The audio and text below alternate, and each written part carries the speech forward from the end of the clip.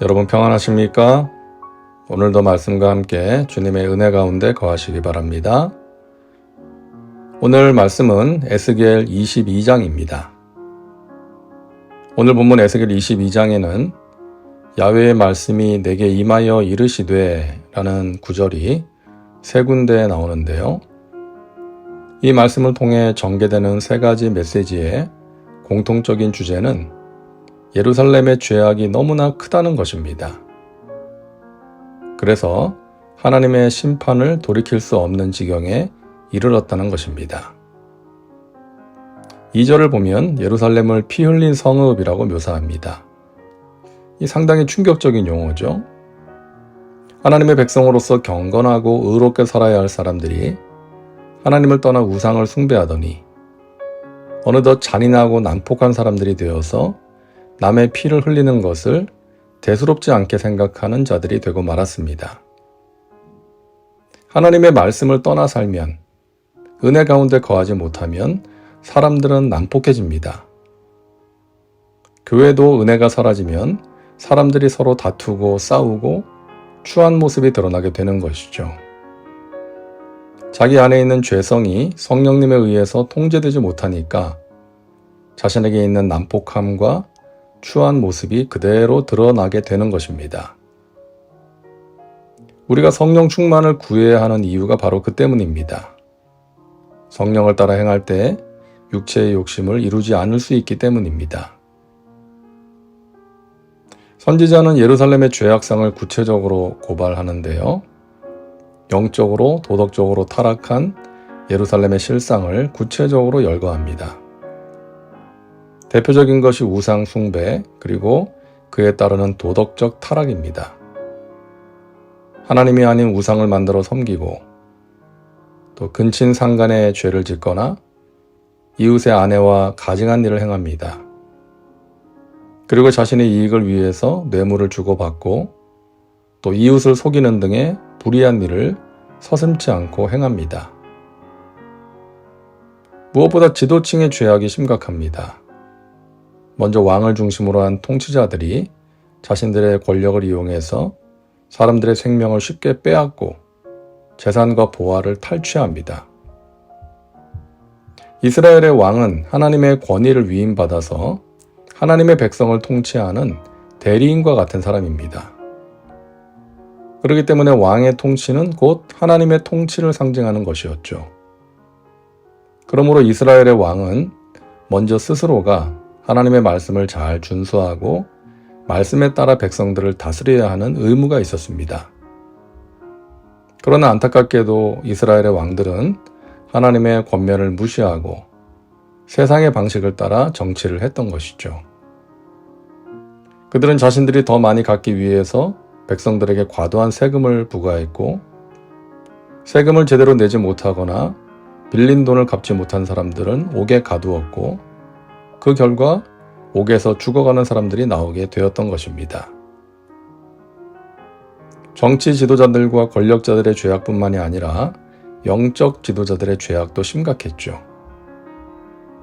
그 제사장들은 내 율법을 범하였으며 나의 성물을 더럽혔으며 거룩함과 속된 것을 구별하지 아니하였으며 부정함과 정한 것을 사람이 구별하게 하지 아니하였으며 그의 눈을 가리어 나의 안식일을 보지 아니하였으므로 내가 그들 가운데에서 더럽힘을 받았느니라.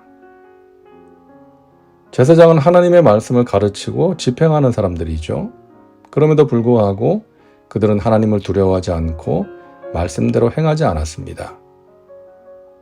결국 백성들까지도 하나님의 율법을 제대로 준수하지 않는 그런 결과를 초래하게 만들었던 것이죠. 그 선지자들이 그들을 위하여 회를 칠하고 스스로 허탄한 이상을 보며 거짓 복수를 행하며 야훼가 말하지 아니하였어도 주 야훼께서 이같이 말씀하셨느니라 하였으며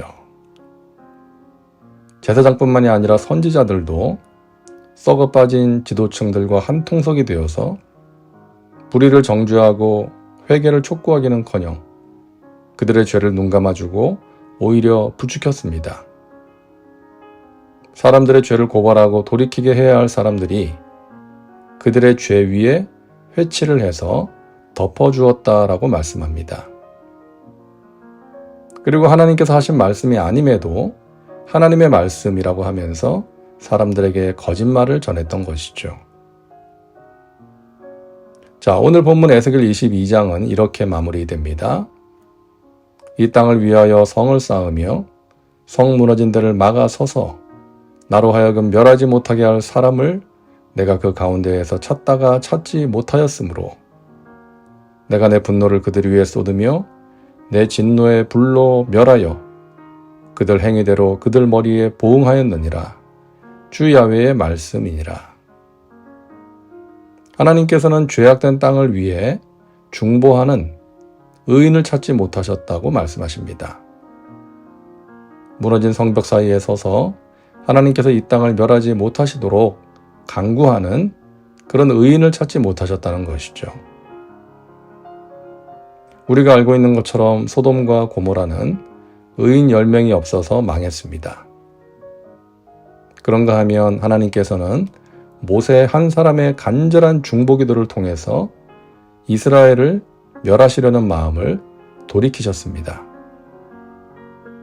우리는 오늘 에스겔 22장의 마지막 말씀을 통해 이 땅을 위해 간절히 기도하는 한 사람의 중요성을 깨닫게 됩니다. 세상이 아무리 악해도 한 사람이 진실로 회개하고 간절히 중보기도하면 하나님께서는 세상을 심판하시려는 계획을 돌이키실 수도 있는 것입니다. 아마도 악한 이 세상이, 죄악이 가득한 이 세상이 하나님의 심판을 받지 않고 아직까지 유지되고 있는 것은 이 세상을 위해 간절히 기도하는 소수의 의인들 때문이 아닐까 생각합니다. 우리의 가정과 교회, 그리고 이 나라를 위해, 그리고 이 땅의 지도자들을 위해 우리가 기도해야 하는 이유입니다. 기도합니다. 사랑과 은혜가 풍성하신 하나님, 오늘도 말씀과 함께 살게 하시니 감사합니다. 우리 각 사람이 이 땅을 위해 성을 쌓으며 성 무너진 데를 막아서서 중보기도하는 의인이 되게 하옵소서. 그로 말미암아 하나님의 진노가 이 땅에 쏟아지는 것을 막게 하시고 하나님의 뜻과 계획이 이루어지는 도구로 쓰임받게 하옵소서. 기도하는 소수의 의인들을 통해 하나님께서 이 땅을 고치시고 이 땅의 교회들을 붙들어 주실 줄 믿습니다. 예수님의 이름으로 기도하옵나이다. 아멘. 오늘도 말씀과 함께 은혜 가운데 거하시기 바랍니다. 여러분 사랑하고 축복합니다.